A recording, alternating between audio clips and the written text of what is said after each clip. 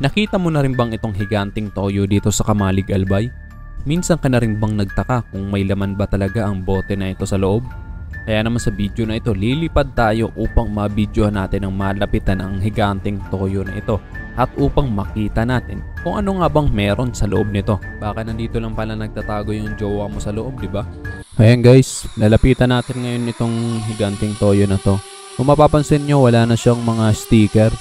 Dati ang logo na nakalagay dito parang Silver Swan na yata eh. Ngayon natanggal na, hindi ko alam kung tinanggal o natanggal lang sa sunod-sunod na bagyo. Ayan guys, oh, napakalaki niya. Siguro kung tatayo ka dito, mga 15 kataong pinagpatong-patong o kaya 10 yung height niya. Pero depende sa height yun. Ayan guys, napakalaki nitong toyo na to. Talagang mapapatingin ka dito kapag dumadaan ka dito sa Kamalig Albay. Kasi ang gandang tingnan eh, kamangha-mangha talaga. Tapos syempre, minsan kapag napapadaan ka dito, magtataka ka kung ano kayong meron dyan sa loob. Ngayon naman sa video na to, sasagutin natin ang matagal mo ng tanong. Ngayon, lumilipad tayo. Hawak natin ang DJI drone para malapitan natin ng malapit talaga. Ayan. Ang ganda rin ng pinagkakapwestuhan niya, no? Halatang matagal na siya dito kasi may mga damo-damo na yung pinagpapatungan niya. Ayan guys. Oh. Ayan, ang daming mga sasakyan na dumadaan dito. Sa Kamalig Albay lang yan. Kaya sa mga taga Bicol, kilalang kilala na tong toyo na to dito. Ayan, bakal yung pinagpapatungan niya. Tapos meron na siyang mga dahon-dahon. Ang laki niya. Oh. Sayang lang nawala na yung logo, no? Para sana talagang toyong-toyo talaga yung dating.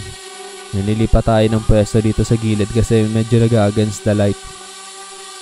Ayan, lampas pa nga siya dito sa kable ng kuryente. Ayan, ganyan siya katangkad, diba?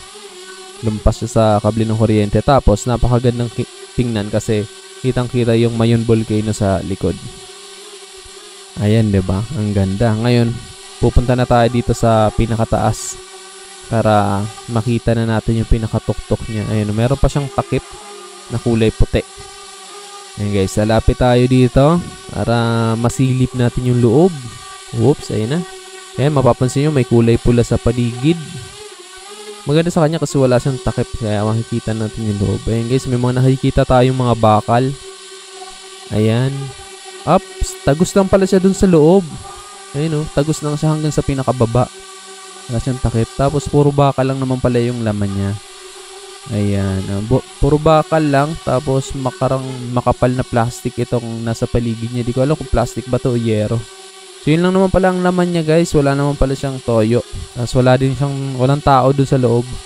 Wala dyan yung jowa mo.